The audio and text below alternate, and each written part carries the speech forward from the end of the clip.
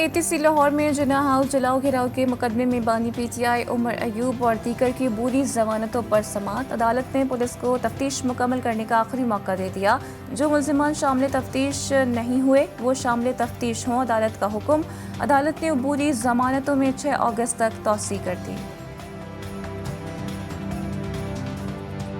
कराची में बादलों के डेरे, सुबह सवेरे मुख्तलिफ इलाकों में बूंदाबांदी, समंदरी हवाएं बहाल, मौसम खुशगवार। सिंध के मुख्तलिफ शहरों में भी रात के बारिश। हैदराबाद, मिटियारी, टंडोवाला यार, मातली, हाला, भिटशा, सांगर, टंडो आदम, शहदादपुर और गिरदानवा में बारिश के बाद नशीबी इलाके ज़ेरे आब। बलोचिस्तान में कोहे सुलेमान पर बारिश, ऊंचे दर्जे की सैलाबी सूरत हाल।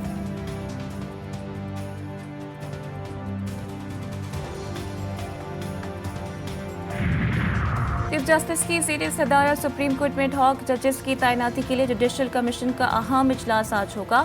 जस्टिस रिटायर्ड मुशीर आलम और जस्टिस रिटायर्ड मकबूल बाकर की एडहॉक जज बनने से माजद। जस्टिस रिटायर्ड मजहर आलम मियाँ और जस्टिस रिटायर्ड सरदार तारिक मसूद तैयार।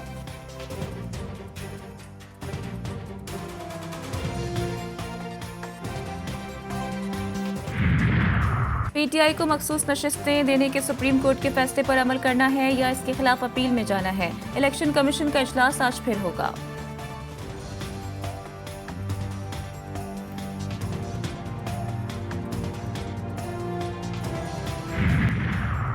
एडहॉक जजेस तैनात होने चाहिए। आइन भी एडहॉक जजेस की तैनाती की इजाज़त देता है।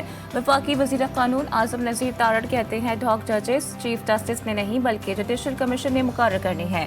पाकिस्तान बार कौंसिल ने भी एडहॉक जजेस की हिमायत कर दी है। एलामिया में कहा गया है कि आइनी तरमीम से अलग आइनी अदालत कायम की जाए जो आइनी और सियासी मुकदमात का फैसला करे। इस इक़दाम से सुप्रीम कोर्ट के जजेस का कीमती वक्त बचेगा।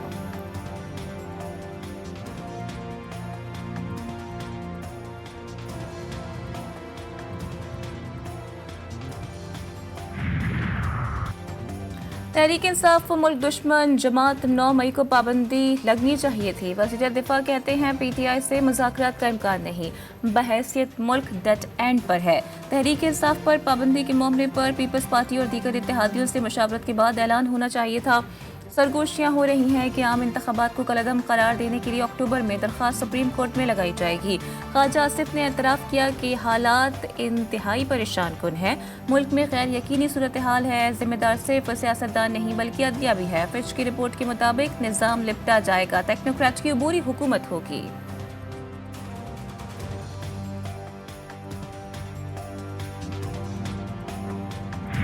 पाकिस्तान तहरीक इंसाफ 70% पाकिस्तानियों की तर्जुमान जमात है। इस पे कोई भी पाबंदी हुकूमत के खत्म होने की तरफ काउंट डाउन होगा। पीटीआई पर पाबंदी हुकूमत के खात्मे का काउंट डाउन करार। तहरीक इंसाफ ने सुप्रीम कोर्ट में एडहॉक जजेस की तैनाती की मुखालिफत कर दी। मामले पर सुप्रीम जुडिशल कौंसिल जाने का ऐलान। बैरिस्टर गौहर कहते हैं एडहॉक जजेस को लगाना मुनासिब नहीं समझते। उमर अयूब बोले 3-4 जजेस लगाने से ज़ेरे इल्तिवा केसेस खत्म नहीं हो जाएंगे। पीटीआई रहनुमाओं का इलेक्शन कमीशन अरकान से इस्तीफे का मुतालबा। कहते हैं चीफ इलेक्शन कमिश्नर ने इस्तीफा नहीं दिया तो आर्टिकल 6 लगेगा।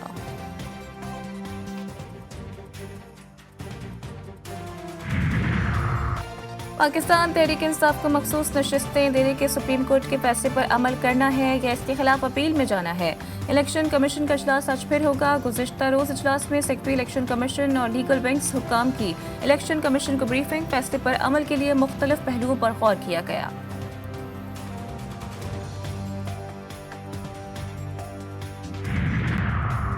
पार्लियामेंट में मखसूस नशस्तों पर हलफ लेने वाले मेंबरान ने ज़ाती तौर पर अदालत जाने का फैसला कर लिया। ज़राए के मुताबिक मेंबरान अलहदा सुप्रीम कोर्ट पर रिट पिटीशन दायर करेंगे कि उनको सुने बगैर फैसला दिया गया। इन मेंबरान ने पिटीशन के मंदरजात पर मुशावरत मुकम्मल कर ली है। इन अरकान को पिटीशन दायर करने का हुक्म सियासी पार्टियों ने दिया। मखसूस नशस्तों के सुप्रीम कोर्ट के फैसले के खिलाफ मुस्लिम लीग नून की दरख्वास्त 3 रुकनी जजेस कमेटी ने 2-1 की अक्सरियत से नज़्ज़े सानी दरख्वास्त मुकर्रर करने की मुखालिफत कर दी। तफसीली फैसला जारी होने तक नज़्ज़े सानी दरख्वास्त मुकर्रर नहीं होगी।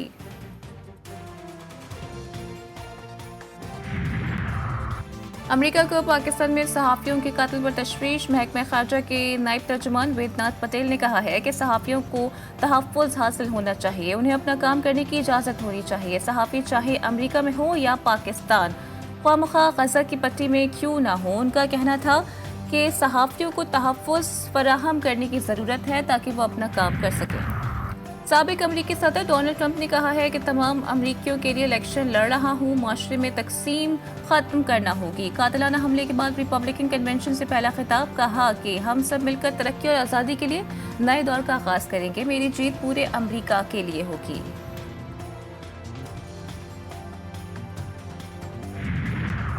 अमरीकी सदर जो बाइडेन के दोबारा इलेक्शन न लड़ने का इम्कान फैसलाकुन हद तक बढ़ गया है। साबिक स्पीकर नैन्सी पेलोसी ने ऐवान नुमाइंदगान की डेमोक्रेटिक रहनुमाओं को आगाह कर दिया है कि जो बाइडेन को मुमकिन तौर पर जल्द इस बात पर तैयार कर लिया जाएगा कि वो दोबारा सदारती उम्मीदवार बनने की दौड़ से बाहर हो जाए। साबिक सदर ओबामा भी बाइडेन पर वाज़ेह कर चुके हैं कि उनकी जीत का इम्कान बहुत कम है।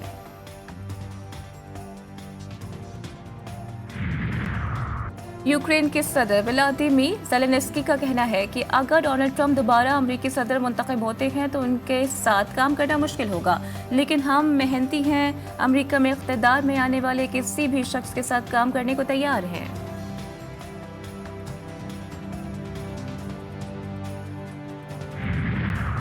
गजा में सहूनी फौज का एक और स्कूल पर हमला, मिसाइल लगने से मकान तबाह, 2 फलस्तीनी शहीद, कई जख्मी। अल बलीज और नसीरात कैंप पर भी मिसाइल हमले, 10 फलस्तीनी जान से गए, 15 जख्मी। इसराइली दारुल हुकूमत तेल अवीव में अमरीकी सिफारत खाने के करीब इमारत पर ड्रोन हमला, 2 अफराद जख्मी।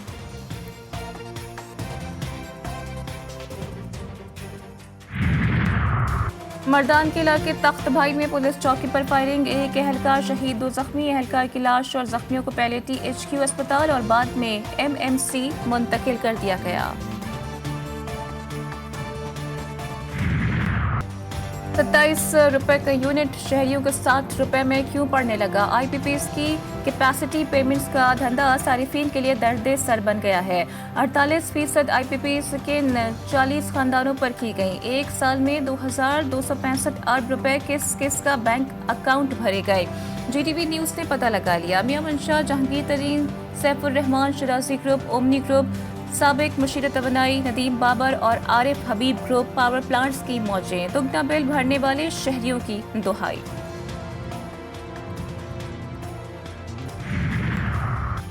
सेनेट की कायमा कमेटी ने IPPs के साथ मुआहदों की तफसीलात तलब कर ली। कमेटी की जानिब से सेक्रेटरी पावर डिवीजन को सवालनामा भिजवा दिया गया। गुज़िश्ता 20 साल में IPPs को कैपेसिटी पेमेंट्स की तफसीलात भी तलब।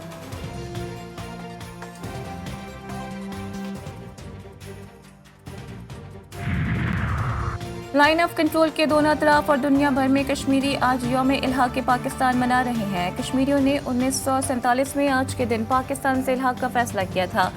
यौम इल्हाक पाकिस्तान के मौके पर दुनिया भर में तक़रीब और मुज़ाहिरों का एहतमाम किया जाएगा।